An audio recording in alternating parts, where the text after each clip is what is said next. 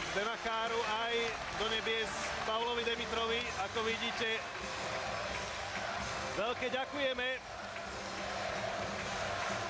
Slovensko má striebro, ktoré má určite veľkú cenu pre slovenský hokej, určite cenu zlata. Áno, naši chlapci sú smutní. Bol by každý, ale už to bolo spomínané. Príde im to zajtra, pozajtra, za týždeň, keď sa preberú hlavne z únavy.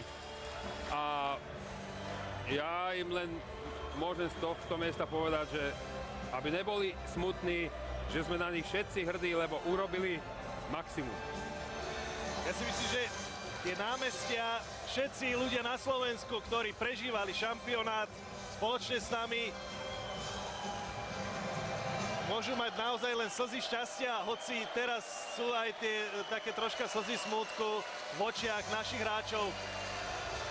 Neexistuje pocit víťaza, keď je človek porazený, ale my nemôžeme hovoriť o porazeneckej nálade, pretože v tejto atmosfére majstrovstiev sveta sme prečili, ako som povedal, všetky očakávania.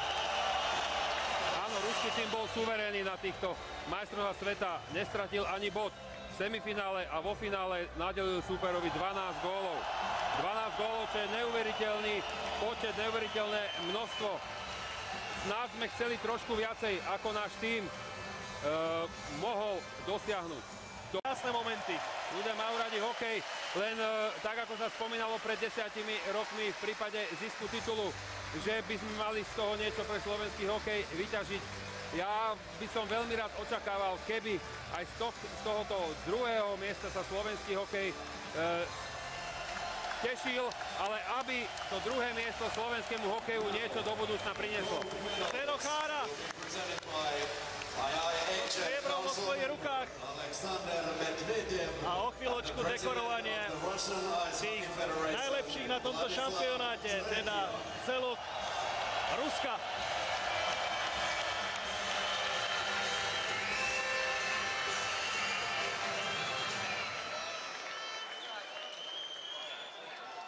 Druhá strieborná medaila pre slovenský hokej. To je niečo, čoho význam si naozaj možno všetci uvedomíme až neskôr.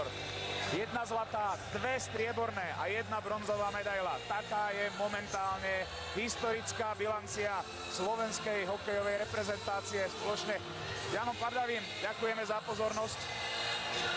Ďakujeme a dovidenia. Ďakujem samozrejme aj za to, že som mohol byť pri tomto z nášho pohľadu krásnom šampionáte.